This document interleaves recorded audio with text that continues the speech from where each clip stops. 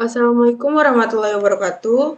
Perkenalkan, nama saya Melisa Saira dengan NIM 2235 10729 kelas 5G. Baiklah, di sini saya akan mempresentasikan materi yang terkait menyimak video tugas 5. Jadi di sini saya akan membahas tentang React Native. React Native adalah framework open source yang dikembangkan oleh Facebook untuk membangun aplikasi mobile lintas platform iOS dan Android menggunakan JavaScript dan React. React Native ini memungkinkan pengembang untuk menulis kode satu kali dan menjalankannya di berbagai platform, sehingga menghemat waktu dan tenaga dibandingkan menulis kode native terpisah untuk setiap platform.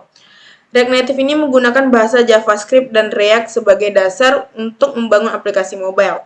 Karena arsitektur ini, pengembang yang sudah familiar dengan React yang biasanya digunakan di web dapat dengan mudah menguasai dan membangun aplikasi mobile dengan React Native.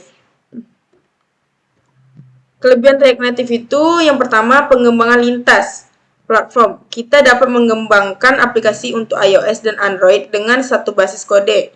Yang kedua ada hot reloading. Fitur ini memungkinkan pengembang melihat perubahan secara real time tanpa perlu merestart aplikasi.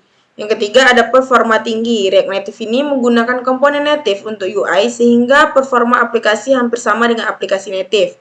Dan yang terakhir itu ada komunitas besar dan ekosistem.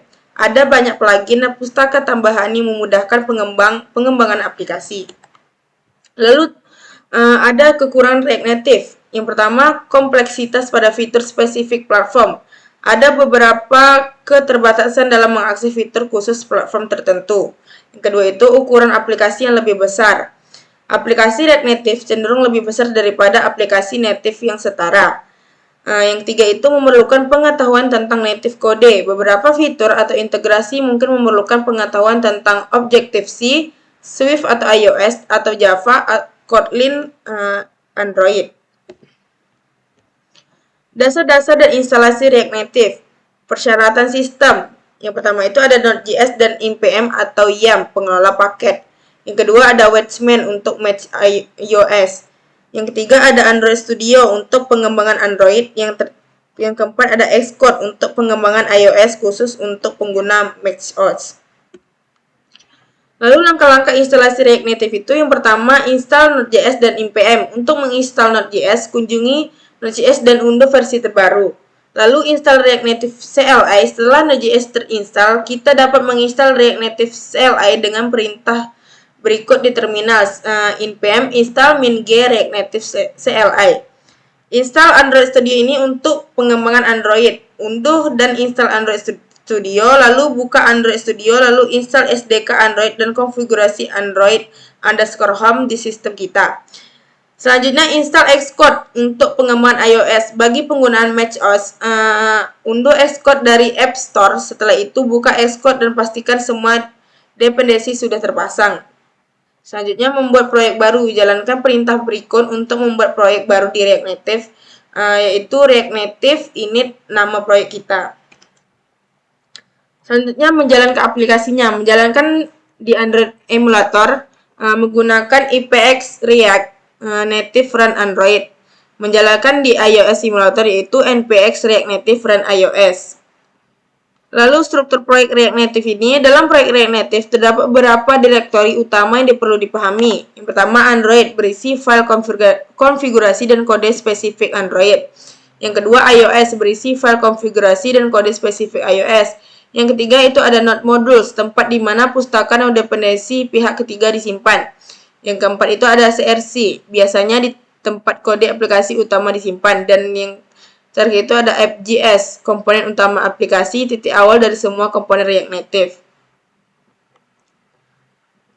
Lalu konsep dasar React Native ini, sebelum mulai menulis kode, ada beberapa konsep penting dalam React Native. Pertama itu komponen. Komponen ini adalah blok penyusun utama dalam React Native. Ada dua jenis komponen, yaitu komponen kelas komponen atau komponen fungsional. Props dan state. Props ini adalah data yang diteruskan dari komponen induk ke komponen anak. State ini adalah data lokal komponen yang bisa berubah, dan perubahan state akan memicu render ulang komponen. Yang terakhir itu ada styling. React Native ini menggunakan JavaScript. Untuk styling, kita bisa menggunakan stylesheet.create untuk membuat objek style. Selanjutnya, navigasi di React Native. Untuk membuat aplikasinya lebih kompleks, kita memerlukan navigasi antara halaman atau layar. React Native memiliki pustaka bernama React Navigation untuk menangani navigasi ini. Lalu kita instalasi React Navigation. Install React Navigation ini menggunakan perintah berikut. Perintahnya itu npm install add React Navigation /native. Anda juga perlu menginstal beberapa dependensi tambahan, yaitu npm install add React Navigation /tag. Lalu kesimpulannya adalah React Native ini memberikan kemudahan dalam membangun aplikasi mobile lintas platform dengan pendekatan yang efisiensi dan kinerja mendekati aplikasi native. Kita dapat mengembangkan aplikasi lebih cepat dan menghemat sumber daya pengembangan. Dengan memahami dasar-dasar React Native, navigasi, pengambilan data API, dan penyimpanan data lokal, kita siap membuat aplikasi mobile dari ide hingga implementasi. Baiklah, sekian presentasi dari saya. Jika ada kekurangan, saya mohon maaf. Assalamualaikum warahmatullahi wabarakatuh.